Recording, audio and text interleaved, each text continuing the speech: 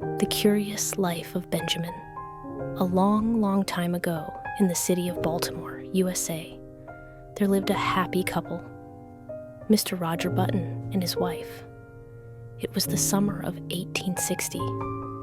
Sunlight danced across the brick-paved streets, and the wheels of the horse-drawn carriages made a clatter sound on the cobblestone roads. For the Button family, this was a very special summer. They were about to welcome their first child. In those days, most children were born at home, with family gathered at the bedside, in the warm glow of the hearth, lighting the mother's face.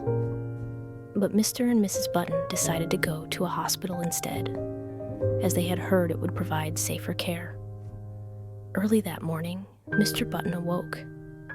Outside, the sky was just beginning to turn a pale silver, and the air still carried the coolness of the night. He dressed neatly, tied his cravat, and his fingers trembled slightly from nervousness. In his heart, he kept thinking, "I hope it's a boy. I could teach him to read, take him to my alma mater." When he stepped into the hospital, his heart pounded like a drum. The nurse looked at him with a strange expression, as though there was something she couldn't quite bring herself to say. She led him into the nursery, and Mr. Button held his breath. Inside the crib was not a rosy-cheeked baby, but a tiny little old gentleman with snowy white hair, a long beard down to his chest, and gentle eyes. His eyes narrowed slightly, as if he had just woken, or as if he were carefully studying this father he was meeting for the first time. "Are you my father?" The voice was soft, yet carried the slow, deliberate tone unique to the elderly. Mr. Button was speechless for a moment, his mind filled with 1,000 questions. But no matter what, this was his child. He picked him up and named him Benjamin. From the very beginning, Benjamin was nothing like ordinary children. He didn't enjoy rattles or rocking horses. Instead, he liked to sit in the sunlight, slowly turning the pages of a book. He loved sitting on a garden bench with his grandfather, talking about the weather, recalling old stories, or simply listening quietly to the wind rustling through the leaves. Strangely, as the days passed, Benjamin's back gradually straightened. His hair became less white. The wrinkles on his face faded, and his steps grew steadier. It seemed he wasn't growing older, but rather growing younger. At first, his parents worried, but over time, they grew used to it. Although Benjamin wasn't as lively as other children, he was always polite, calm, and composed. By the time he became a young man, Benjamin looked no different from any other youth. He began to enjoy social events, attended dances, and chatted with friends. One moonlit night, he accompanied his father to a dance held at a country estate.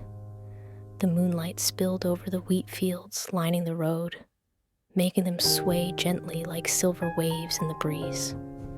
That night, he saw her, Hildegard. Her smile was like sunlight glimmering on a lake. Her voice was like the gentlest wind of spring, brushing softly across the heart. They talked, danced, and shared their likes and dreams.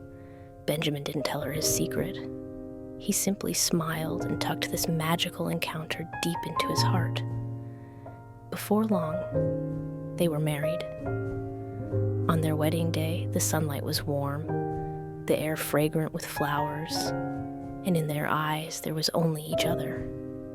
Married life was sweet and full. Benjamin was energetic and passionate about life, trying many new things, playing golf, learning to dance, and even joining the army when war broke out, where he earned distinction. He led his soldiers forward and received a Medal of Honor on the battlefield. After returning home, he remained vigorous, as if he would never grow old. People on the street often marveled, "He seems younger every year." Yet the river of time did not stop. It merely chose to flow in a different direction. By the time his son was fully grown, Benjamin looked like a young man in his early 20s. When father and son walked side by side, people often couldn't tell which was which. A few years later, he became a teenager again. He re-entered school, enjoying soccer, reading adventure stories, and playing with classmates on the playground during breaks. When his grandson was born, he looked more like the boy's playmate than his grandfather. Time continued to flow backward, carrying him toward the start of life. He became a 10-year-old boy, attending kindergarten with his grandson. They sat on colorful rugs, weaving paper chains or building tall towers with blocks. Later, he grew smaller still, until he could only lie in a cradle. His world was now made up of soft blankets, the warm scent of milk, and the gentle hum of lullabies from his nurse. At dusk, sunlight streamed through the window and fell warmly across his little face. He would close his eyes peacefully, breathing evenly, as though hearing the sound of distant waves and a gentle breeze. In the end, he drifted into a deep sleep in that tender embrace, as if returning to the very beginning of the story. Everything was quiet again. This was Benjamin's life. From a white-haired baby to a handsome young man, and back again to an innocent little child. Though his journey was different from others, every stage was filled with love, laughter, and warmth. Perhaps life isn't simply a path from youth to old age, but rather, no matter where we are along the way, we should live sincerely and love sincerely. Now, gently close your eyes and imagine yourself lying on a soft bed, with the stars outside winking kindly, and the river of time flowing slowly in your ears. You will, in this quiet, drift into a warm dream.